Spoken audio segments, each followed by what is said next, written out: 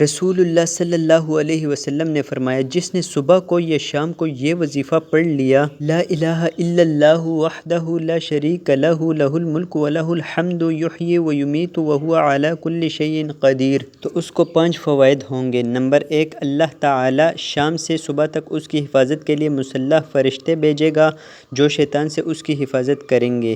Number 2، اس کے لیے اجر و ثواب واجب کر دینے والی 10 نیکیاں لکھی جائیں گی۔ نمبر 3، اس کے 10 خطرناک قسم کے گناہ معاف کر دیے جائیں گے۔ نمبر 4، اور اسے 10 مسلمان غلام آزاد کرنے کا ثواب ملے گا۔ نمبر 5، اور اس دن اس کا اس عمل سے زیادہ اجر والا کوئی عمل نہ ہوگا۔